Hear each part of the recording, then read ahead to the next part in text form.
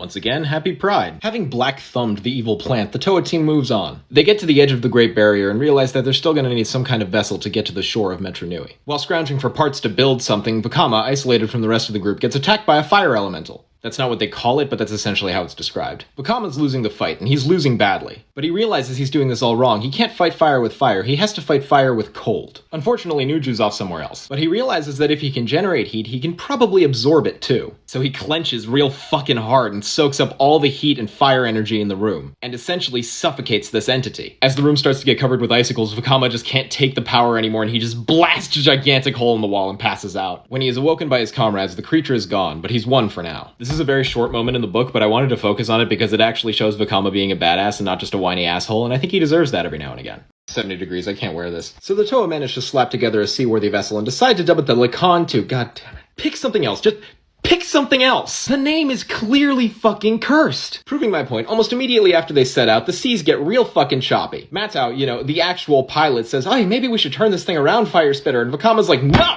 And then they get shipwrecked on the shore of Metru Nui. Nuju blames Matau, Matau blames Vakama, and Nokama tells them all to shut the fuck up because at least we got here. Which, okay, this is Vakama's fault, but honestly, that's real leadership right there. Maybe it would have made sense to put the teacher in charge. Regardless, their turbulent arrival in the city has attracted someone's attention. That someone being the resident colonizer of the city, Rudaka, and her army of Vizorak. However, the first thing the team runs into is a group of Vahki. And for some fucking reason, they speak now! And their stun staffs make shit explode now! Fuck, this scruff took a week and it still looks like garbage. These new feral boomstick Vahki tell the Toa to surrender or perish, so naturally the Toa choose to run. Once the Toa have put a significant amount of distance between themselves and these new Vahki, they find a place to hide. And Anua explains what he thinks is going on. Anua's theory is that the Great Cataclysm's power surge fried the Vahki's circuits. If you'll remember, when Anua was a Matoran, he worked on the Vahki in Pometru. And he happens to know that the way the Vahki used to communicate, that high-pitched chittering that they used to do, is actually just very sped-up Matoran. They could communicate with each other super fast at super high frequencies without the Matoran ever knowing what they were talking about. The only non-Vahki person who could understand them was Duma. Which is honestly brilliant, because, think about it. Historically, in the real world, part of what has given foreign colonizers an edge over the indigenous people that they're colonizing is that they have a language that they can communicate with each other in that the natives just don't understand. And then there's an added edge when they actually can understand the people they're oppressing. I really wish I had more than a minute. At this point, the reader is granted a brief glimpse into the scrambled minds of these new Vahki. And their directive to impose order in the city is still the same. However,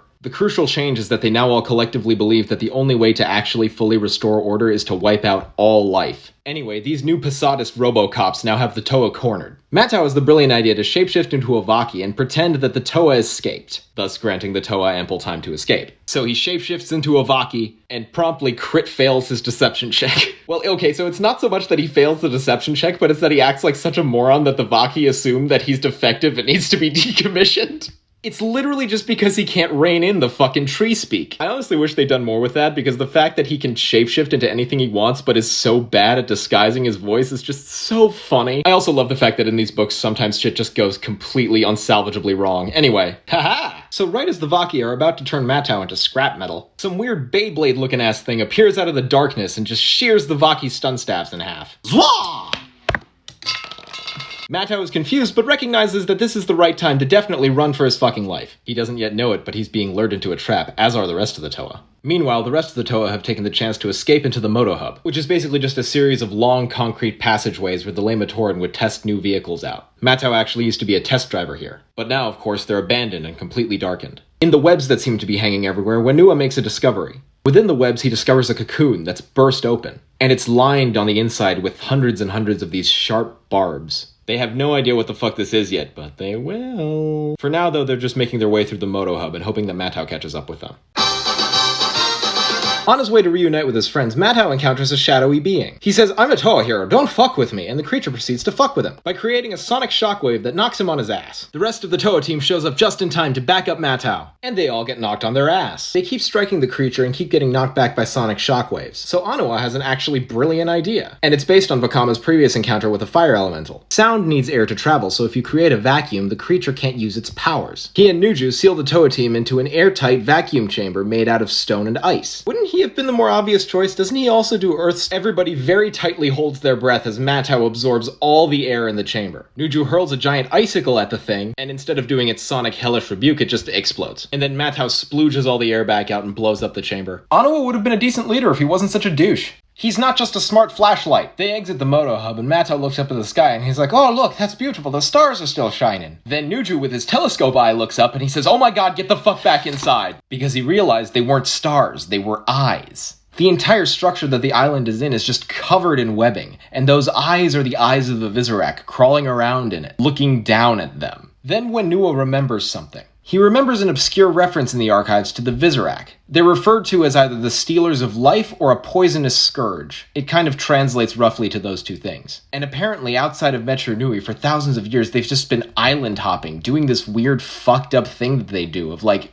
capturing and mutating animals, completely destroying ecosystems and shit. And then Vakama chimes in with, why the fuck didn't you realize this sooner? You're the archivist, what good are you if you're not on the ball with your knowledge? Excuse me? Drama!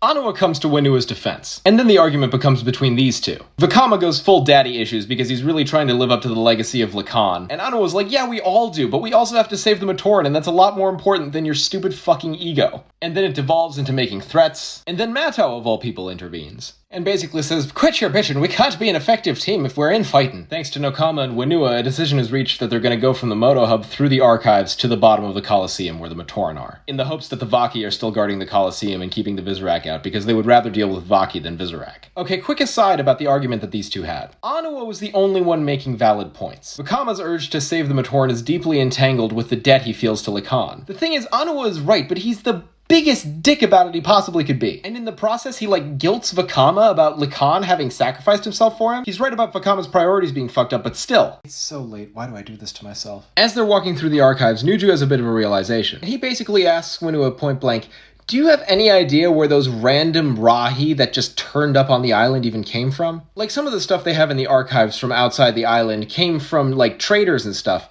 but some of those Rahi just showed up. And Nuju speculates that every single Rahi that just kind of showed up in Metru Nui was running from the Visorak. That Metru Nui was the last kind of safe place, and all those creatures they encountered in the tunnels were running yet again, because the Visorak had taken the last place that they could run to. And yeah, for most of the Rahi that just ended up in Metru Nui, that's essentially what happened. They were running from these freaky motherfuckers. We're gonna find out a whole bunch of weird shit about these guys after this arc is over. Like about the heart of the Visorak that's basically a summoning stone for the entire horde, and their creation by Chirox, but we'll get to that. We're so far into this arc and nobody's been mutated yet. As the Toa go through the archives, they encounter a winged serpent known as a Lorak. They're usually not that big a deal, except this one is really fucking big and really fucking mutated and really fucking scary. As they're being attacked, they realize that this creature has hundreds and hundreds of little scars down its body. The pattern of those scars is exactly the same as the pattern of the barbs on the inside of the cocoons that they found earlier. So that's an interesting